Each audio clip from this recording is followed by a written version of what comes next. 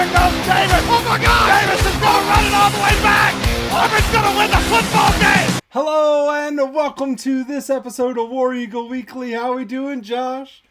Oh, what's up, man? We got like 4 days till football. I am not going to be able to put up with that for the entirety of the episode, so let's just stop that right now. We have football coming up. We were recording this on Sunday. I know Monday is our normal recording day, but we are recording this on Sunday, so we're a little bit behind. If anything crazy breaks on Monday, that will be why we don't talk about it. But Josh, it is game week, son. I've been waiting for so long. I've been waiting for this so long. I was going crazy, man. I'm just ready for the friggin' season to start and for us to just, put up or shut up. You know what I'm saying? Yeah. Like seriously, at this point, I don't want us to fail, but if we're going to fail, at least we'll be able to know it. And it's just not going to be this pit that's weighing me down, sitting in the bottom of my stomach. And even now, as we talk about it, it's there. I'm like feeling it, and I'm just like, son of a bitch. But it is game week. We got football on Friday. Everyone I talk to is like, is y'all's game really being played on Friday? And I'm like, yeah, why not? Sucks. I don't like it, but I'll take it because it's still football. Yeah, no, 100%. So, Josh, let's just dive right into it because this is the biggest question that I personally have. Well, not the biggest. It's one of the biggest. What is the running back split going to be like? Are we going to see more than 3 running backs? Or are we going to see 2? Or what, in your mind, what are we going to see in this first game for sure? We're definitely going to see at least 3 running backs. Okay. We saw 3 running backs more than one time last season. This is the first game of the season where there's still a lot of unanswered questions in that running back room. I do still fully expect Damari Alston to get the starting nod, but I expect Jeremiah Cobb and what's the guy's name from UConn? Darrell Robinson or Darrell. Yeah, Darrell Robinson. I expect him and Jeremiah to split some carries. But I would fully expect to see at least 3 running backs, and if we don't, I would be extremely surprised. Okay. Well, I kind of want, we'll definitely find out if the Omar Mabson talk of the fall is a legitimate thing or not. I think that's one of the biggest questions I have is like, are we going to see him out there running the ball? And my gut tells me no. My gut tells me that they're going to try to hold on to him unless they absolutely positively have to use him. And I don't think they're going to see it. I really think we will see 3 running backs. I agree with you. But I think it's going to primarily be Damari Alston and Jeremiah Cobb. And then we might get a little bit of Robinson sprinkled in there. But I'm 100% okay with it. I want to see if Damari can be that workhorse that we've had in the past, I know for a fact he believes in himself. I'm kind of on the fence about him like you are. He's got to get that fumbling problem under control. That's just plagued him his entire career at Auburn.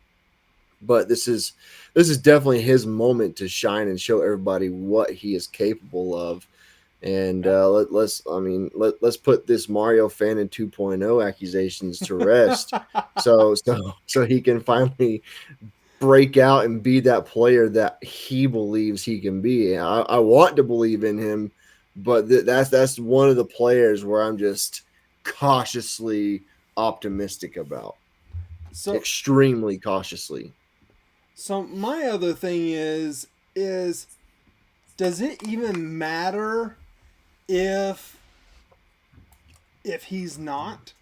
Like if he what I'm saying is like if he falters, if he is the exact same player we saw last year in the years before, is it going to make that big of a difference for this running game? Specifically for this game. I don't don't know if I would say it's cause for concern. We definitely have the personnel to be a running back by committee type of offense. Jackson Arnold has got wheels. We all know he has wheels. And, I really wouldn't be too concerned if Damari Alston continues to be the player that he's shown to be the past couple of seasons in the orange and blue. I don't want him to be. I wish he wouldn't be. Just wouldn't surprise me if he is. Okay. All right. Now, the next question that is on my mind is we've heard a lot of positive things about this defense. We all have high expectations for this defense. But when push comes to shove, will our defense be able to hold Baylor at bay? Because Sawyer Robinson, returning quarterback, he had a good season last year. I mean, when you look at this, over 3,000 yards passing, 62% completion percentage, 28 touchdowns, 8 interceptions, and was only sacked 15 times. So everything points to him, being a good quarterback, number one. Number two, if he takes that next step, this guy is a NFL caliber quarterback that everyone is talking about. So is our defense going to be able to hold him at bay? I would like to say yes. I think just about every spot on the defense has an edge over a player on Baylor's offense. The only group I'd be a little concerned about would be the linebacking group. We're missing the captain of our defense in Eugene Asante. Obviously, he's in the NFL now. So there's a lot of big shoes to be filled on the defense, but I have full faith in our secondary and defensive line. Look at what Baylor did against what could be considered top defenses last season. Other than LSU, Sawyer Robinson kind of struggled in the passing game. He torched LSU for, I think, 450 yards or something like that. He made LSU look silly, but ultimately they ended up losing, I believe. I could be wrong. I didn't really pay attention too much to Baylor.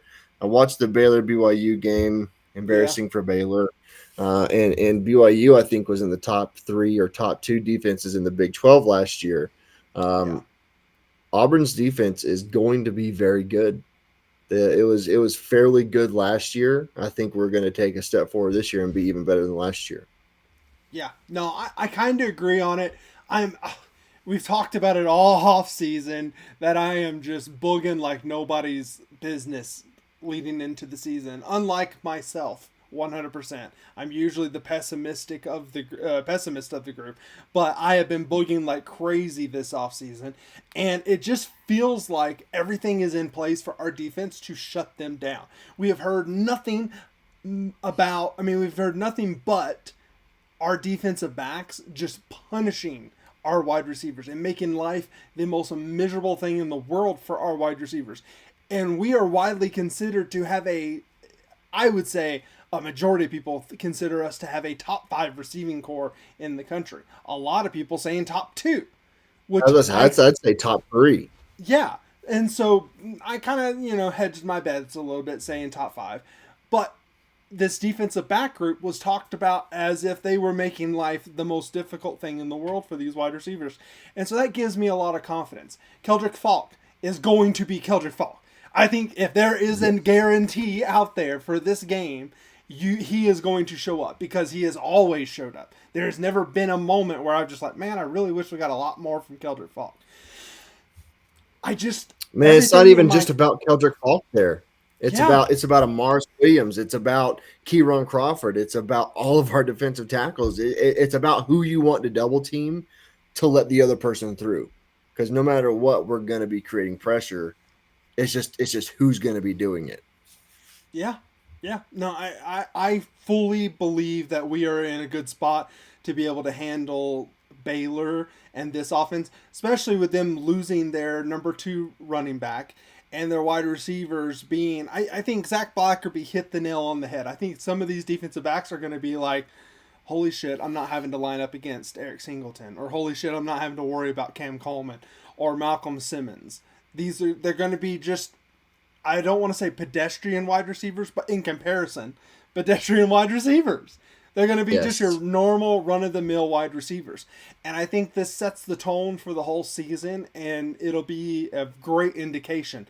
Because, again, they're going to have a veteran quarterback throwing to these receivers. I'm a little worried about the run defense, just because, like you said, we have a lot of questions at linebacker, and your linebacker play dictates how well you play against the run, and so I think that is a legitimate concern. But if our offense does what we hope it to do and what we think it will do, we should be putting up points, and hopefully they have to go away from their run game.